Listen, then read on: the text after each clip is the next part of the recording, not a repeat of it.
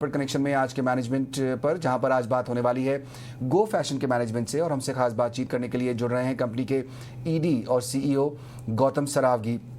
इनसे हम कंपनी का आउटलुक, इंडस्ट्री का आउटलुक, नए प्रोडक्ट लॉन्च, इन सब मुद्दों पर सवाल करेंगे। साथ ही मार्केट एक्सपर्ट भी होंगे जो शेयर पर हमें फंडामेंटल नज़रिया देंगे। आपको सबसे पहले हर बार की तरह गो फैशन के बारे में कुछ जानकारी दे देते हैं। तो गो फैशन की शुरुआत हुई थी साल 2010 में। महिलाओं के लिए ये कपड़े बनाती है खासतौर पर कंपनी। गो कलर्स कंपनी का एक प्रचलित ब्रांड है। देश के 120 शहरों में इनकी मौजूदगी है और करीब 550 एक्सक्लूसिव और 1300 से ज़्यादा लार्ज फॉर्मेट स्टोर्स इनके हैं।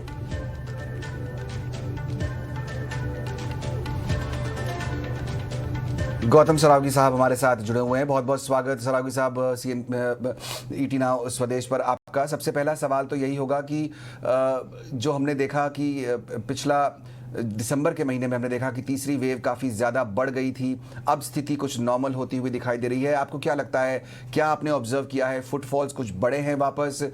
जनवरी में डिमांड कुछ बेहतर होती दिखाई दी है आपको? देखिए, इसमें देखिए जनवरी में डेफिनेटली ये थर्ड वेव के कारण थोड़ा फुटफॉल्स पे तो असर पड़ा है। एंड थोड़े रीजनल रिस्ट्रिक्शंस भी थे, यू कैन से थोड़े काइंड ऑफ लॉकडाउन्स भी थे सर्टेन प्लेसेस में। तो जनवरी का थोड़ा सेल तो इम्पैक्ट हुआ है, लेकिन हमने ये देखा है कि जनवरी एंड तक सारे ये जो रिस्ट्रिक्शंस थे ये काफी हद तक काफी रिमूव हो गए थे। और फरवरी से हम ये देख रहे थे काफी हद तक डिमांड अभी वापस भी आ रहा है। सो फरवरी और मार्च काफी प्रॉमिसिंग दिख रहा है। तो जनवरी का जो इम्पैक्ट है काफी हद तक फरवरी में काफी हद तक नॉर्मलसी लग रही है सेल में। धीरे धीरे लौट रही है, ये तो एक अच्छी खबर है आपकी कंपनी के लिए। हमने ये भी देखा कि रॉ मटेरियल के दाम बढ़े हैं, इन्फ्लेशन वहां पर बढ़ता हुआ दिखाई दिया है, लेकिन इसके बावजूद आपके मार्जिन जो हैं वो एक्सपैंड हुए हैं। तो कहां से मदद मिली ये मार्जिन बढ़ने में आपको?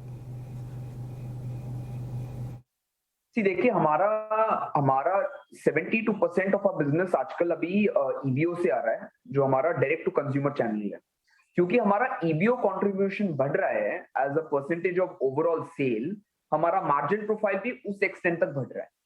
तो ये जो मार्जिन प्रोफाइल हमारा बढ़ा है, इट्स ऑन द बेसिस कि हमारे खुद की दुकानों में सेल ज्यादा हुई है कंपेयर टू अदर चैनल्स।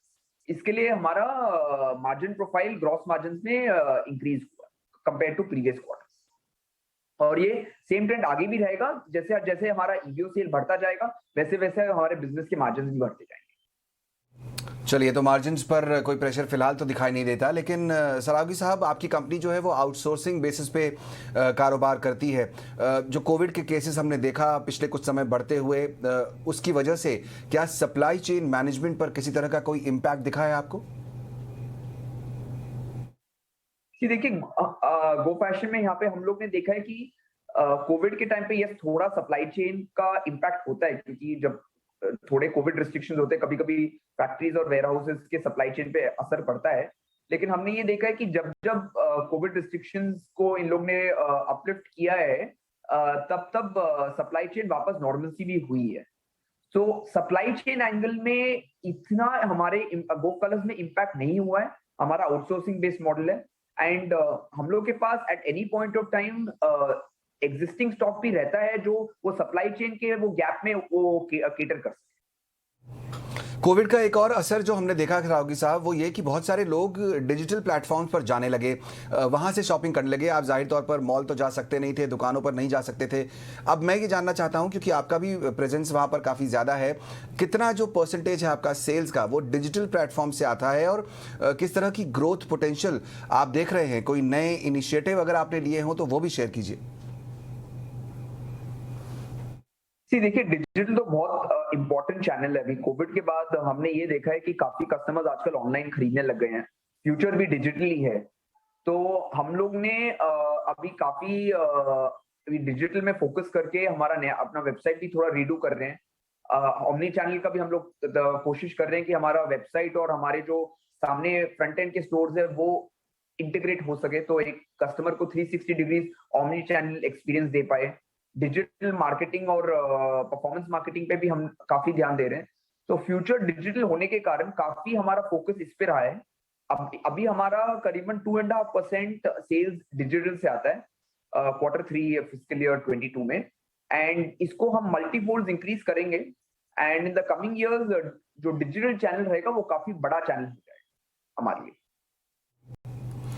इस समय जो इंडस्ट्री की स्थिति है सरावगी साहब, उस पर भी एक व्यू आपसे लेना चाहेंगे कि जो ओवरऑल गारमेंट और अपैरल इंडस्ट्री है उसको लेकर साल 2022 में किस तरह का आउटलुक है आपका? देखिए, इंडस्ट्री के लिए तो बहुत प्रोस्पेक्टिव लग रहा है। अभी अगर आप देखेंगे डिजिटल में गारमेंट का जो कंजम्पशन है ईयर ऑन ईयर पूरी इंडस्ट्री के लिए बढ़ रहा है। काफी कस्टमर्स आजकल ऑनलाइन खरीदने लग गए हैं गारमेंट्स के लिए, क्योंकि जो एक्सचेंज एंड रिटर्न का जो सिस्टम है ऑनलाइन में काफी सिंप्लीफाई हो गया है कस्टमर्स के लिए। सो एक्सचेंज इतने सिंप्लीफाइड एक्सचेंज और रिटर्न प्रोसेस के कारण ऑनलाइन सेल्स अभी गारमेंट्स का काफी बढ़ रहा है। अभी मॉल्स में एंड हाई स्ट्रीट में भी हमने ये देखा है कि कोविड के बाद फुटफॉल्स काफी हद तक नॉर्मलसी आने लग गई है। सो गारमेंट का फ्यूचर काफी ब्राइट है अभी coming years and coming quarters में, पूरी इंडस्ट्री के लिए काफी ब्राइट। एंड जैसे जैसे अभी ट्रैवल इंडस्ट्री की अभी खुल रही है, काफी कस्टमर्स वो माइंड में रख के शॉपिंग भी कर रहे हैं। सो इट्स काफी पॉजिटिव है पूरी इंडस्ट्री के। ओके, आपका जो एक्सपर्टीज़ है सरावगी साहब, गो फैशन का, गो कलर्स जो एक बड़ा वुमेन्स बॉटम वेयर ब्रांड है, इस इंडस्ट्री स्पेसिफिक की अगर बात करें तो इसका क्या आउटलुक आपको दिखता है? किस तरह की ग्रोथ आप देख रहे हैं आने वाले समय में? जो मार्केट है अभी कितना टैप्ड है और आपको लगता है कि कितना और बढ़ सकता है यहाँ से? देखिए, हमारा जो मार्केट शेयर है करीबन फिस्कल ईयर 20 में 8% था हमारा मार्केट शेयर। पूरा एड्रेसेबल मार्केट करीबन 4000 करोड़ था फिस्कल ईयर 20 में। अभी ये जो 4000 करोड़ एड्रेसेबल मार्केट है ये 2025 तक करीबन 11000 करोड़ हो जाएगा। तो नॉट ओनली हमारा एड्रेसेबल मार्केट 4000 से 11000 करोड़ जाएगा, लेकिन हमारा जो 8% मार्केट शेयर है वो भी बढ़ाने का हमारा काफी अपॉर्चुनिटी है। तो ये कैटेगरी काफी बड़ी है, हमारा सिर्फ बहुत छोटा मार्केट शेयर अभी। तो इसमें bottom wear, ladies women's bottom where future का काफी ब्राइट है हमारे लिए। तो हम हमारी यही कोशिश रहेगी कि हम इसी पे फोकस करके इसी को बढ़ाएं। बिल्कुल, एक आखिरी सवाल जानना चाहूँगा सरावगी साहब, यहाँ पर किसी तरह के नए प्रोडक्ट्स अगर कंपनी लॉन्च करना चाह रही है, कोई प्लान्स हैं तो वो आप शेयर करना चाहें हमारे साथ? देखिए, अभी Q3 फिस्कल ईयर 22 में हमने 3 या 4 विंटर प्रोडक्ट भी लॉन्च किए। पूरे साल में हम करीबन 11 से 12 प्रोडक्ट लॉन्च किए हैं पूरे 9 महीने में। तो ये जो नए नए बॉटम वेयर प्रोडक्ट है वो तो हम कंटिन्यूसली लॉन्च करेंगे, क्योंकि we are bottom wear specialist. हमारा फोकस बॉटम वेयर है, विमेन्स बॉटम वेयर, और उसमें नए नए प्रोडक्ट माइक्रो प्रोडक्ट की ऐड करते ही जाएंगे। तो जैसे इस साल हम लोग ने 11 ऐड किए और अगले साल भी हम ऐसे इनिशिएटिव्स लेके नए नए प्रोडक्ट ऐड करते ही रहेंगे बॉटम वेयर के अम्ब्रेला। चलिए, बहुत बहुत शुक्रिया सरावगी साहब समय निकालकर हमसे बात करने के लिए ईटी नाउ स्वदेश पर। यहाँ पर गो फैशन का मैनेजमेंट बताता हुआ कि किस तरह से आने वाले समय में जो है अच्छी ग्रोथ दिखेगी इंडस्ट्री में, क्योंकि जाहिर तौर पर कोविड का असर ख़त्म हो रहा है, लोग बाहर निकल रहे हैं, शॉपिंग हो रही है, तो अपैरल बिजनेस भी आगे बढ़ेगा। डिजिटल एक स्पेस है जहाँ पर अच्छा फोकस इनका बना हुआ है और डिजिटल स्पेस से सेल्स भी काफ़ी हद तक बढ़ रहे हैं। गो फैशन पर नज़र डालिए, आज करीब 3% नीचे बाजार के साथ दबाव में, उस पर भी दबाव दिखाई दे रहा है। लेकिन पिछले अगर हम देखें कि 1 महीने के दौरान भी, 1 से 1.5 महीने के दौरान भी हमने यहाँ पर दबाव आते हुए ही देखा है। इस पर हम सलाह लेंगे एक्सपर्ट से, जानेंगे कि क्या करना चाहिए इस स्टॉक में। फिलहाल आपको रवि सिंह हमारे साथ जुड़ गए हैं शेयर इंडिया के, उनसे जानते हैं। रवि, बहुत बहुत स्वागत है आपका ईटी नाउ स्वदेश पर। गो फैशन के मैनेजमेंट से हम बात कर रहे थे, यहाँ पर उनको इंडस्ट्री में ग्रोथ तो अच्छी दिखाई दे रही है, अपनी कंपनी के लिए भी काफ़ी बुलिश व्यू है, जाहिर तौर पर डिजिटल स्पेस है जहाँ पर अच्छी ग्रोथ दिख रही है ब्रॉडली। लेकिन स्टॉक हमने देखा पिछले कुछ समय से अंडर परफॉर्म कर रहा है, फिलहाल भी 925 के आसपास। क्या कॉल रहेगा इस स्टॉक पर आपका? देखिए, इसमें कोई डाउट नहीं है कि आगे जो है वो खास तौर से इंडस्ट्री का आउटलुक काफी पॉजिटिव है, और जो वुमेन्स वियर हैं उनको लेकर के काफी हद तक एक पॉजिटिव सेंटिमेंट जरूर बनता हुआ नजर आएगा। लेकिन जो अभी नंबर्स यहाँ पर क्रैक हो रहे हैं वो नंबर शायद कंपनी के फाइनेंशियल को बहुत ज्यादा सपोर्ट नहीं दे रहे हैं, तो मुझे ऐसा लगता है कि थोड़ा सा प्रॉफिट बुकिंग जोन और बढ़ेगा और लगभग स्टॉक अभी यहाँ से करंट लेवल से 10% के आसपास तक का करेक्शन दिखा सकता है, यानी कि 800 से 850 के आसपास तक के तो लेवल आपको देखने को मिल सकते हैं। मोमेंटम थोड़ा नेगेटिव है, ऊपर 1300 से स्टॉक करेक्ट होता हुआ नजर आ रहा है। और वही बात जो क्वार्टर ऑन क्वार्टर ग्रोथ के पॉइंट ऑफ व्यू से देखें तो सेल्स नंबर जब आगे इंक्रीज होंगे और जो लॉस इनका हुआ है एनुअल बेसिस पे वो जैसे ही रिकवर होगा तो शायद थोड़ा सा रिकवरी देखने को मिल सकता है। लेकिन इस समय ये स्टॉक पोर्टफोलियो में शामिल करने लायक नहीं है, थोड़ा सा इंतजार करना चाहिए। अगर जो लोगों का ऊपरी लेवल पर जिन लोगों ने पोजीशन ले रखी है उनको एक 800-850 के बीच का एक स्टॉप लॉस डाल के रखना चाहिए, क्योंकि अगर उन लेवल्स तक आता है तो थोड़ा अट्रैक्शन बढ़ेगा और वहां से एक रिकवरी के चांसेस बनते हैं। लेकिन अप साइड काफी कैप्ड है और डाउन साइड के लिए थोड़ा सा ओपन स्पेस यहाँ पर दिखाई दे रहा है, तो मुझे लगता है इन्वेस्टर को अपने इस स्टॉक से भी थोड़ी सी डिस्टेंस बनाकर रखनी चाहिए।